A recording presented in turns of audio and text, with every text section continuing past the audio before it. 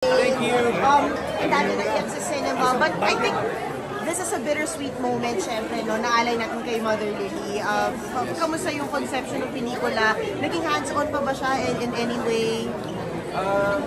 Si Miss Rosel nandun kanina, but I think she had to go kasi marami Of course. sa kanila. But, syempre, kaya ako rin nasabi kanina na para sa mga nalalang na pelikula, we dedicate this to all the parents out there, especially Mother Lily and Mother And to the Monteverde family. Monteverde. How was Mother Lily a mother to you?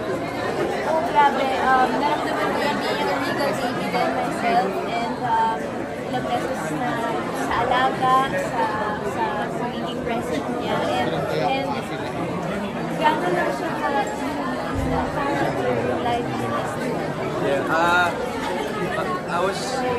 marami akong naririnig ng stories about Mother Lily and Mother Remy. And sa generation namin, I think si Miss Rosel yung isang tao na given us opportunities time and time again sa mga movies nila. So we really thank Regal for this opportunity, especially Love Child.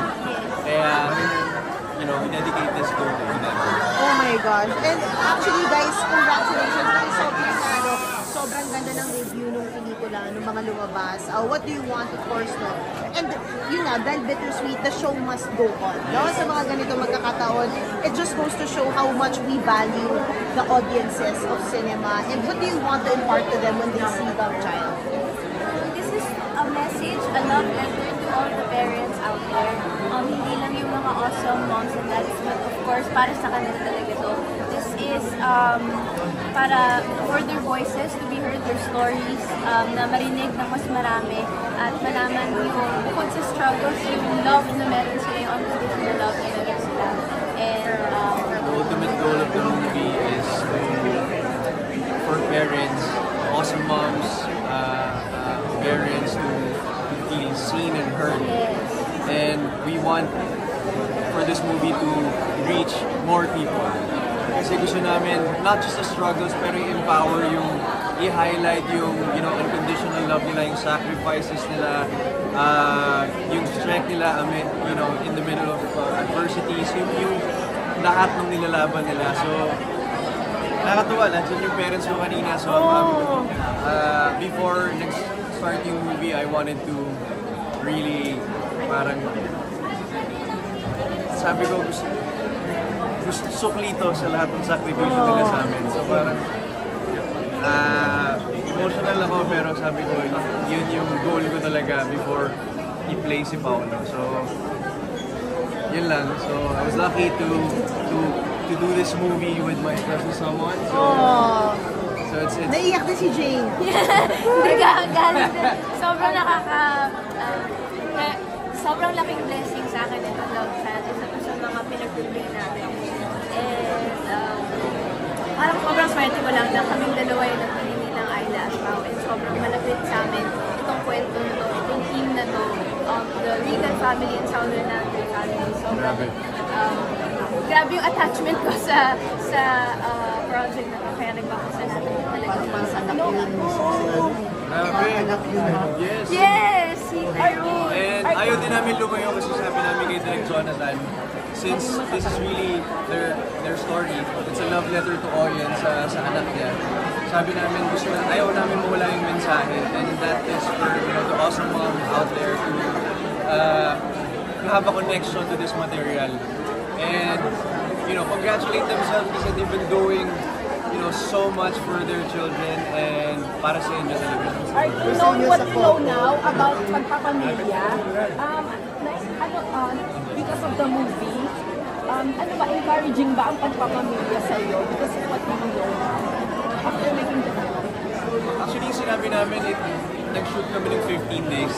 And that alone, it wasn't easy. Pero ang dami namin tutunan about unconditional love, about sacrifices. Families love. Diba? As long as meron kang support system. But I guess you'll never really learn how it is pag nandun ka na. Diba? Yung sa amin, trial lang 15 days. So, pa rin yung mga nandun sa sitwasyon na yun. And we just, give all hats to them. Pero sa inyo sa relasyon ninyong dalawa, parang may realizations kayo dito. Ano yung natutunan niyo? Ano yung parang nalabang tumibay yung relasyon ninyong dalawa because of this story? Yes, sobrang, yan, sabi ko nga, napakalaman sa puso ko na project. And it means much more to me because siya yung nakasama ko. And I'm holding his hands sa buong journey na ito. And yun, sobrang napaka-enjoy. Hindi magiging kompleto si Ayla kung wala si kompleto.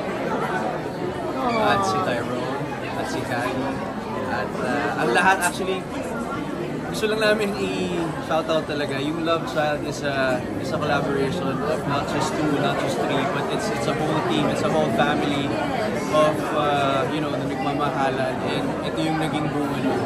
So, nagpapasalamat kami sa buong team ng Love Child. You know who we are. So, maraming salamat. How did this fit your brother legacy? Just like I said kanina, it's si Father Remy and si Mother Lily kung yung magulang sa maraming tao sa industriya. And Miss Rosen also and Sir Don is continuing that legacy in Sir Keith.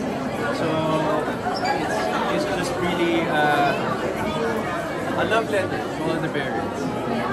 Not just in the industry but for everyone. Paano yung plano in the future?